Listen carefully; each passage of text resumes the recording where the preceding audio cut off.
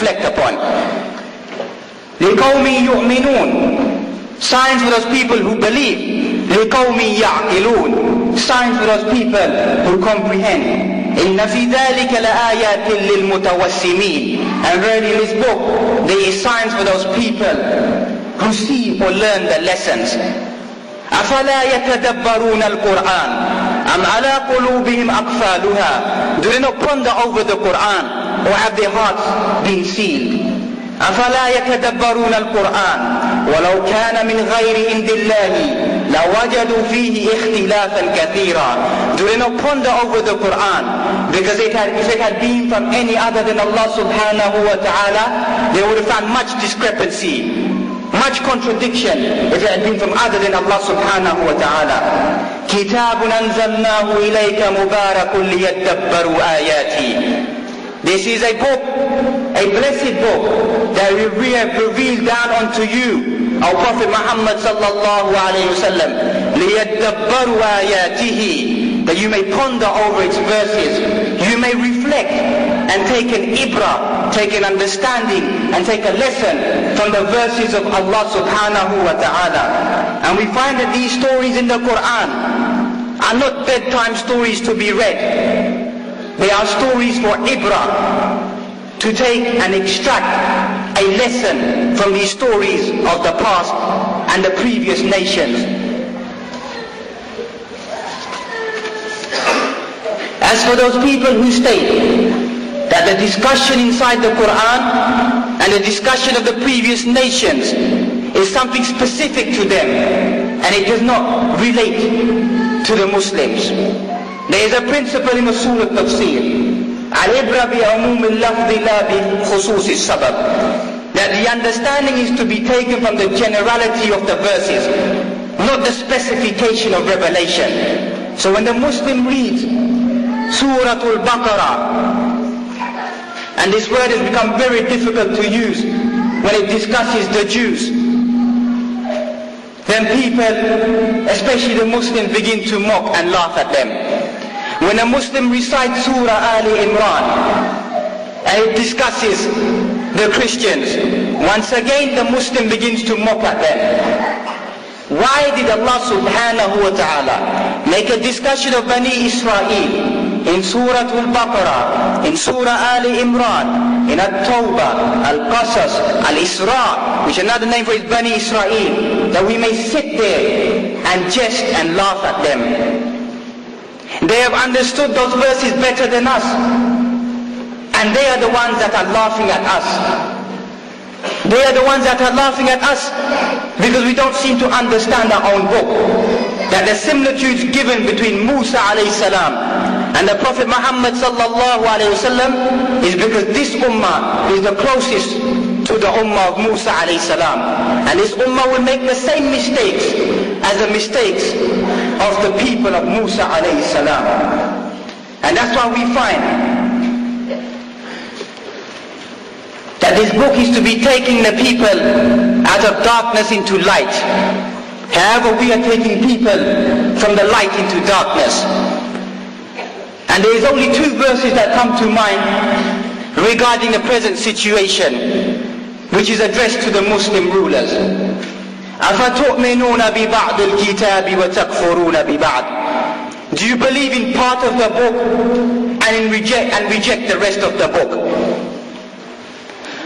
And the other verse, أَفَحُكْمُ الْجَاهِلِيَّةِ يَبْغُونَ, do you seek the rulings of Jahiliyyah, of ignorance, of pre-Islamic time? The Quran is complete, the Sunnah is complete, the Sharia has been finalized.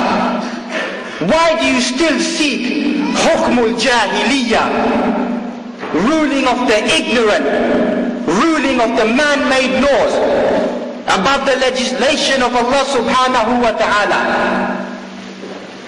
Ya ma'shar al-Muslimin, have you become the sufaha? Have you become the silly, the stupid, and the majaneen, the mad? That you throw the verses of Allah behind your back, and for a small petty price, for the dunya, to to seek to govern the man-made laws of hypocrisy. This is the message that goes out to them. No order or no governance should be given over the ayat of Allah subhanahu wa ta'ala. And we find that those people who perished and those nations that perished were many. And we all are familiar of them.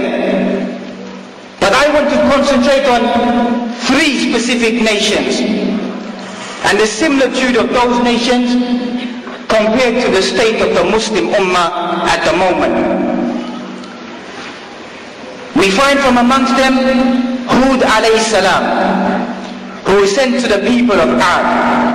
And only 4 of the prophets were Arabs. Hud, Salih, wa Shu'aib, wa Nabiyyukum ya Aba Dhar. As a hadith narrated in Ibn Hibban, that the Prophet Hud, Salih, and Shu'aib, and your Prophet, O Abu Dhar, because Abu Dhar was one of the companions of the Prophet Muhammad sallallahu alayhi wa sallam, that these 4 were the 4 Arab prophets, the ones who spoke the classical Arabic language. And we find that every prophet comes with a message of Tawheed, preaches to his people the message of the Islamic monotheism.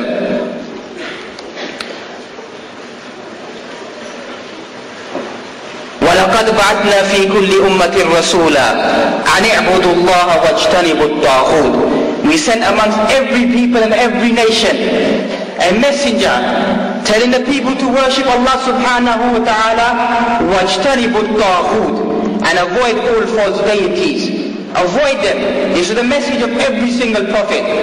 However, every single prophet also came to distract or to warn his people about the vice that was prevailing at that time. And in the time of Hud alayhi salam, we find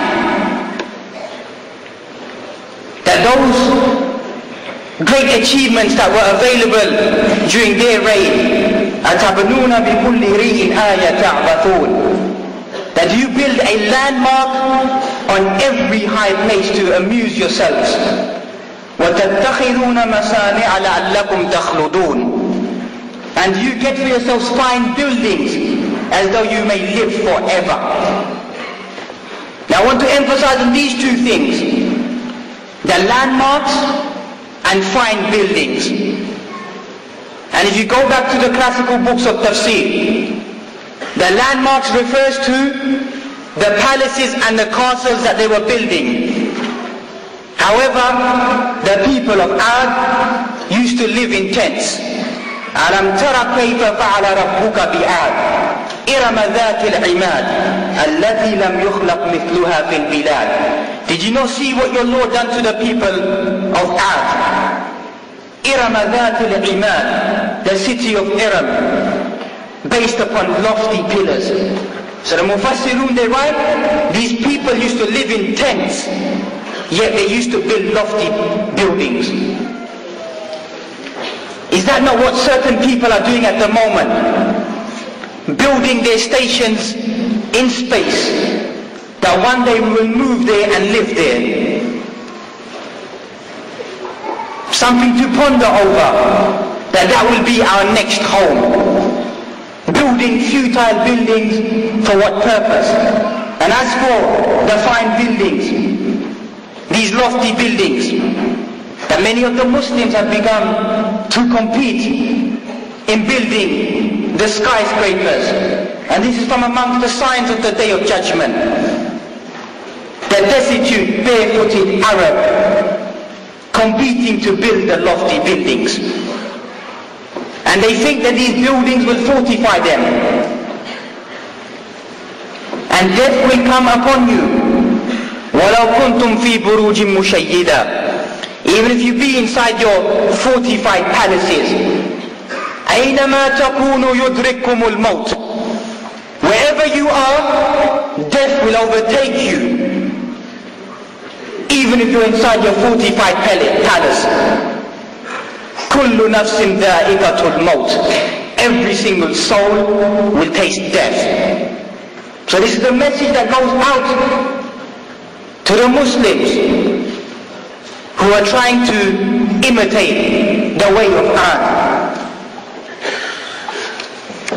And instead of being submissive to Allah subhanahu wa ta'ala, how did they begin to behave? وَإِذَا بَطَشْتُمْ جَبَّارِينَ. And if you began to take, you began to snatch like a tyrannical people. فَأَمَّا عَادٌ فَاسْتَكْبَرُوا فِي الْأَرْضِ بِغَيْرِ الْحَقِّ. As for the people of Ad, they began to be arrogant